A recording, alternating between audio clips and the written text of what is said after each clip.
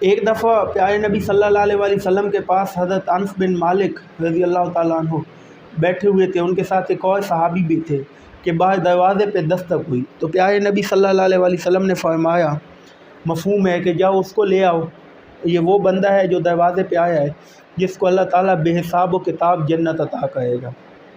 تو وہ گئے، جب دروازہ کھولا تو سامنے ایک بندہ جس نے وضو کیا ہوا ہے اور اس کی دائی سے وضو کا پانی جو ہے وہ ٹپک رہا ہے، اس نے گندے میلے کچیلے جوتے جو ہیں وہ اٹھا کے بغل میں رکھے ہوئے ہیں اور کپڑے بھی اس کے بالکل میلے اور کچیلے ہیں۔ وہ بندہ آتا ہے سیدھا آپ صلی اللہ علیہ وسلم کے پاس آ کے بیٹھتا ہے، کچھ باتیں پوچھنی تھی وہ کی اور وہ چلا گیا۔ دوسرے دن ایسا ہوا کہ اتفاقاً وہی دو صحابی حضرت انس بن مالک رضی اللہ تعالیٰ عنہ اور ایک اور صحابی پیارے نبی صلی اللہ علیہ وسلم کے پاس بیٹھے تھے۔ پھر دستک ہوئی، آپ صلی اللہ علیہ وسلم نے پھر وہی الفاظ فرمائے کہ جاؤ اس بندے کو لے آؤ، یہ وہ بندہ ہے جس کو اللہ تعالیٰ بغیر حساب کے جنت عطا کرے گا۔ اور پھر وہ سیم اسی حالت میں اس کی دائی سے پانی بہتا ہوا، جوتے اس نے بغل میں رکھے ہوئے، میلے کو چیلے کپڑوں میں، اور پاس آتا ہے پیارے نبی صلی اللہ علیہ وسلم سے فرماتا ہے کہ کل کچھ باتیں میں جو رہ گئی تھی بھول گیا تھا، وہ دوبارہ پوچھنے آیا ہوں، آگے وہ مجھے بتا دیں۔ آپ صلی اللہ علیہ وسلم نے بتائیں، وہ چلا گیا۔ اتفاقاً تیسرے دن بھی وہی دو صحابی آپ صلی اللہ علیہ وسلم کے پاس بیٹھے ہیں، انس بن مالک رضی اللہ تعالیٰ عنہ اور ایک اور صحابی، اور پھر اسی طرح دستک ہوتی ہے اور سیم آپ صلی اللہ علیہ وسلم نے وہی الفاظ ادا فرمائے کہ جاؤ جو ہے وہ باہر دیکھو کہ اس بندے کو اندر لے آؤ، جو کہ مفہوم ہے کہ جس کو اللہ تعالیٰ بغیر حساب کتاب کے جنت عطا فرمائے گا۔ سیم اس وقت بھی گئے تو وہی صحابی جس کے دائی سے اسی طرح پانی ٹپک رہا ہے اور اس نے جوتے بغل میں رکھے ہوئے ہیں، میلے کو چلے، آپ صلی اللہ علیہ وسلم سے آیا، باتیں کی اور چلے گئے۔ آپ صلی اللہ علیہ وسلم بھی اس کے بعد اٹھ کے چلے گئے۔ انس بن مالک رضی اللہ تعالیٰ عنہ صحابی کے دل میں پیدا ہوا کہ یار کیوں نہ اس کا پتہ کریں کہ یہ بندہ آخر اس کا کون سا عمل ہے جس پہ آپ صلی اللہ علیہ وسلم نے 3 بار جنت کی خوشخبری سنائی ہے۔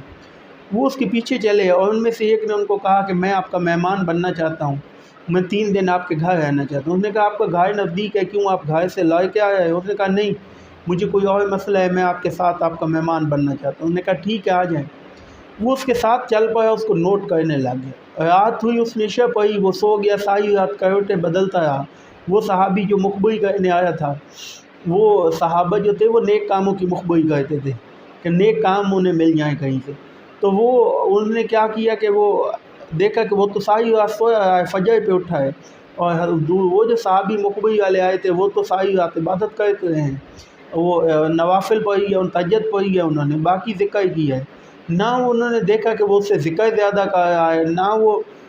نمازیں زیادہ پڑھ رہا ہے، نہ تہجد پڑھ رہا ہے، لیکن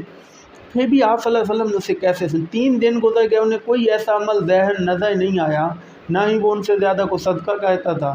کہ کوئی ایسا عمل ان کو نظر آیا ہوتا جس سے یہ لگے کہ اس نے کوئی بہت بڑا عمل کیا ہے۔ آخر تیسرے دن اس سے پوچھ لیا کہ مجھے اور کوئی مسئلہ نہیں تھا، میں تو آپ کی جاسوسی کے لیے آیا تھا کہ آپ صلی اللہ علیہ وسلم نے ایسے فرمایا ہے، تو آپ کا ایسا کون سا عمل ہے جس کی وجہ سے آپ صلی اللہ علیہ وسلم نے جنت کی بشارت دی ہے؟ انہوں نے کہا اور تو مجھے نہیں پتہ، میں تو سب سے اپنے آپ کو کمتا ہے، میرے اندر عاجزی ہے، سب سے اپنے آپ کو کمتا سمجھتا ہوں، میں تو آپ سمجھتا ہوں آپ بہت نیک ہے، آپ کی عبادات بھی زیادہ ہے اور میری عبادات جو ہیں وہ کم ہیں، تو میں اس بات پہ نہیں سمجھتا کہ جو ہے کہ وہ میری عبادات میں سے یا کسی چیز میں جو ہے میں کسی سے زیادہ ہوں، سب سے کم میں اپنے آپ کو کمتا سمجھتا ہوں عبادات وغیرہ میں، اور گناہ گار اپنے آپ کو سمجھتا ہوں۔ لیکن یہ ہے کہ میں جب رات سوتا ہوں، سونے سے پہلے میں تمام انسانوں کو جو ہے، تمام لوگوں کو ان کو معاف کر کے کہ سب سے زیادہ اپنے آپ کو غلط کہہ کے سوتا ہوں کہ میں ٹھیک نہیں ہوں، باقی سارے جو ہے وہ ٹھیک ہے، باقی سارے مجھ سے اچھے ہیں، اور صبح اٹھ کے بھی میں یہ کام کہ دوسروں کو صحیح سمجھنا، اپنے اندر عاجزی پیدا کرنا، اپنے آپ کو غلط سمجھنا، یہ سوچ کے اور یہ اپنا محاسبہ کر کے سوتا ہوں، اس کے علاوہ اور کوئی عمل نہیں ہے۔ دیکھیں نماز لازمی ہے، ہم پہ ارکان اسلام ہے، روزہ، نماز، حج، ساری چیزیں لازمی ہیں، یہ انسان عملی اسلام ہے، لیکن اس میں سے ایک عملاً یہ ہے کہ آپ کو اپنے نفس کا تزکیہ کرنا کہ کیا آپ اگر اپنے آپ کے اندر پراؤڈنس ہے، آپ کے اندر غرور ہے، آپ اپنے آپ کو بڑی چیز سمجھتے ہیں، تو آپ کی عبادات قابل قبول نہیں ہوں گی، وہ کام نہیں آئے گی۔ سب سے جو بڑی چیز ہے وہ آپ کی عاجزی ہے، اپنے آپ کو دوسروں سے کم تر سمجھنا، دوسروں کو اپنے سے بہتر سمجھنا نیکیوں کے اندر، کہ آپ کی نیکیاں جو ہیں وہ کم ہیں، آپ جو کام ان سے وہ زیادہ لوگ اچھے ہیں آپ سے، ایسا سوچو گے تو اللہ تعالیٰ آپ کو مقام و مرتبہ عطا کرے گا۔ جو انسان خود پرنس یا غرور بنے گا تو وہ سمجھو اس نے شیطان کو فالو کیا اور وہ اس کے راستے